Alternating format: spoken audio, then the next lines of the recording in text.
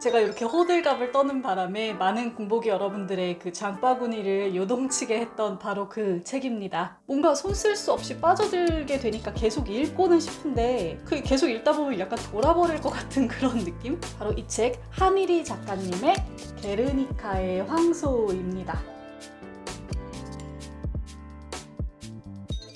안녕하세요 공보기 여러분, 공백입니다. 모두 잘 지내고 계시죠?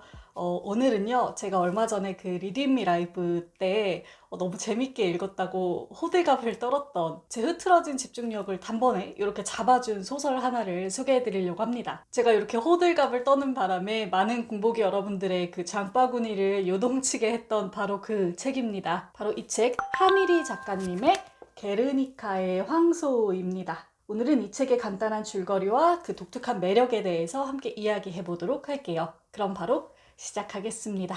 본격적으로 들어가기 앞서서 일단 먼저 제 독서 성향에 대해서 조금 이야기를 해야 될 것 같아요. 저는 책을 고르거나 살 때 주로 작가 이름에 많이 의존을 하거든요. 그래서 뭐 전작을 읽고 좋았던 작가나 아니면 제가 좋아하는 작가가 추천해줬던 책, 이런 책들을 많이 택하는 편이에요. 그러면 이제 뭐 실패 확률도 좀 줄어들고요. 그런데 문제는 뭐냐면 이 방식대로 책을 고르니까 신인 작가분들의 책들이나 국내에 아직 잘 알려지지 않은 작가분들의 책을 자꾸 놓치게 되는 거예요. 이거를 잘 알면서도 그 관성을 좀 벗어날 수가 없어서 아쉬워하고 있었는데, 제가 유튜브를 시작하면서부터 그 폭을 조금 넓힐 수 있었어요. 왜냐면 출판사를 통해서 신인 작가분들의 책들을 선물 받거나 종종 광고하게 되는 경우가 있거든요. 그러면서 흔히 와, 이 책은 너무 재밌다, 이건 거의 잭팟이다 할 정도의 책들을 만나게 되거든요.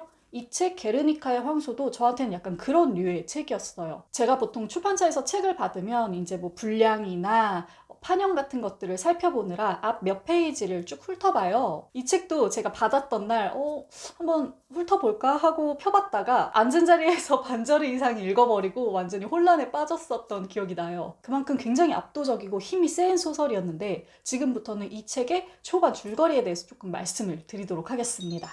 주인공은 케이트인데요. 한국계 미국인 여성이에요. 어렸을 때 겪을 일련의 사건들을 통해서 정신과 의사인 양아버지 밑에서 자라게 되거든요. 이 친구가 어느 날 그 피카소의 그림인 게르니카에 엄청나게 홀린 듯이 매료되어 버립니다. 특히 제가 지금 화면에 보여드리겠지만 그 게르니카 그림 속에 있는 황소의 모습 있죠? 여기에 완전히 빠져들게 되고, 너무 빠져든 나머지 그 황소의 환영까지 보게 돼요. 일종의 정신착란을 조금 일으키기 시작하는 거죠. 케이트는 이 정신착란이나 광기가 자신의 어떤 유전성의 결과라고 생각하고 있고요. 이 광기를 그림으로 표출하기 위해서 노력하기 시작합니다. 이때 그녀가 선택한 방법이 뭐냐면 꿈속에 들어가서 그림에 대한 영감을 받는 방법이었어요. 케이트는 자각몽이라는 것을 연구해서 자신의 꿈속으로 들어가고요. 그 꿈 안에서 에린이라는 여자를 만나게 됩니다. 이 에린이라는 여성은 그동안 케이트가 꿈꿔왔던 정말 멋진 작품을 그려낼 수 있는 여성이었고, 케이트는 이 에린을 이용해서 자신의 걸작을 남기려고 해요.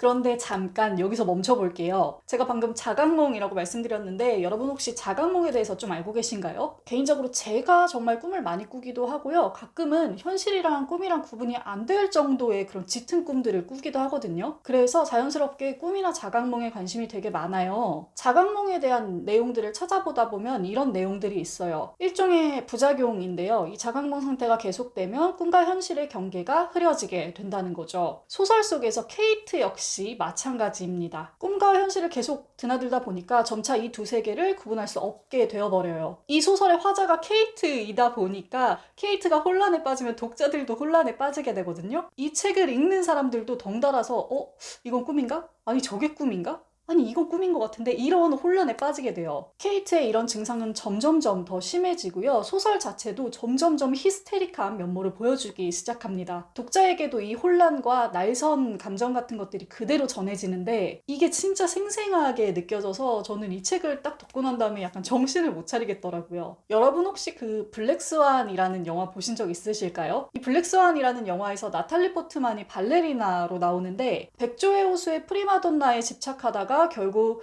광기에 휩싸이게 되고 환각이 보이게 되고, 그러다 파국으로 치닫는 그런 내용이에요. 이 영화에서 나탈리 포트만이 계속 환각과 환시를 경험하고 그 과정이 굉장히 히스테릭하게 담겨 있거든요. 마지막까지 어디까지가 진짠지도 모르겠는 상황이 되고요. 그 뭔가가 이렇게 찢어지는 듯한 그 괴이한 느낌을 영화가 잘 전달해주고 있어서 제가 이 영화를 영화관에서 혼자 보고 나와서 하루 종일 너무 기진하고 피로했던 적이 있었어요. 예민해지고요. 왜냐면 정말 진을 다 빼놔가지고. 이 게르니카의 황소를 읽는데 딱 그때 그 기분이 돌아오는 듯한 느낌이 들었어요. 뭔가 손 쓸 수 없이 빠져들게 되니까 계속 읽고는 싶은데 그 계속 읽다 보면 약간 돌아버릴 것 같은 그런 느낌?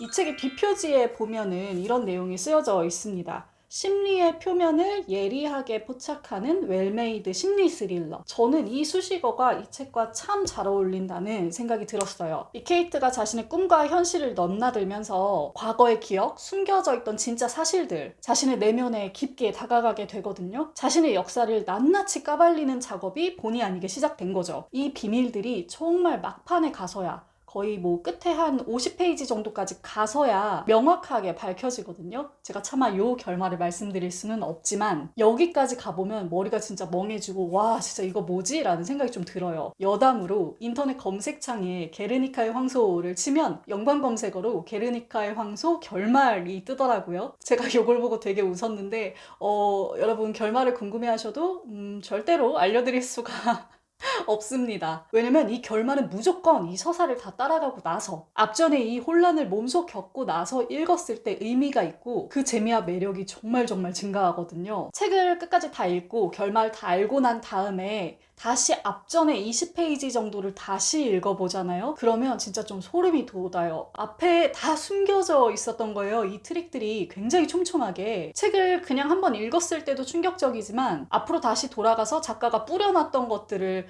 확인하는 순간 이 묘미가 정말 엄청난 책이었습니다. 그래서 저도 공복이 여러분들께 이 방법을 추천드려요. 이 책은 다 읽고 나서 다시 앞으로 돌아가서 앞전 20페이지를 다시 읽어보시라. 그러면 이 책이 얼마나 뿌린 대로 잘 거두고 있는 웰메이드 소설인지를 알게 되실 수 있을 겁니다.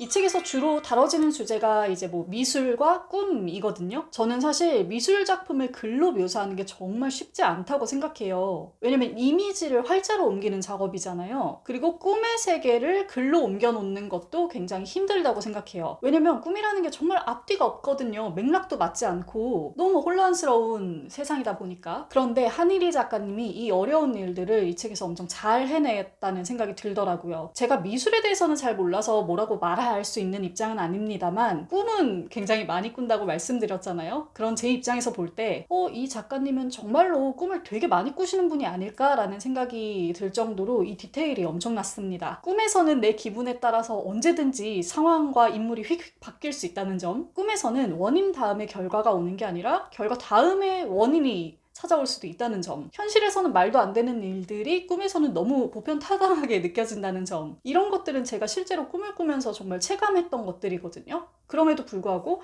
뭔가 말로 풀어놓기는 좀 힘들었던 것들이고요. 이런 디테일들을 아주 잘 담고 있는 책이라서 이 책 정말 다양한 매력을 가지고 있구나 라는 생각이 들었습니다. 자, 오늘은 이렇게 저를 빨아들이듯이 사로잡았던 책 한일희 작가님의 게르니카의 황소를 소개해드렸습니다. 사실 제가 이 책을 읽을 때 너무 정신이 없고 혼란스러워서 책의 어떤 아쉬운 점이나 오류들을 잘 잡아내지 못했을 수도 있어요. 하지만 이렇게 앞뒤 안 가리고 독자를 돌진하게 하는 힘이 이 책이 가진 어떤 에너지가 아닌가 하는 생각이 듭니다. 요즘 리드잇미 할 때 보면 겨울이고 연말이고 해서 독서에 잘 집중이 안 돼요 이렇게 말씀하시는 분들이 많아요. 저도 11월 달 내내 그랬거든요. 그런데 12월 달 들어서 이 책 딱 잡고 난 이후로 그 독서 권태기가 아주 멋지게 날아갔었습니다. 그런 의미에서 많은 공복이 여러분들께 이 책을 추천드려요. 아마 굉장한 몰입감으로 여러분의 집중력을 되살릴 수 있을 것 같습니다. 자, 그러면 저는 이쯤에서 영상을 마치고 물러가도록 하겠습니다. 또 재미있는 영상 들고 돌아올게요. 우리 공복이 여러분들 멋지게 책 읽는 시간 보내세요. 공백의 책단장이었습니다. 안녕.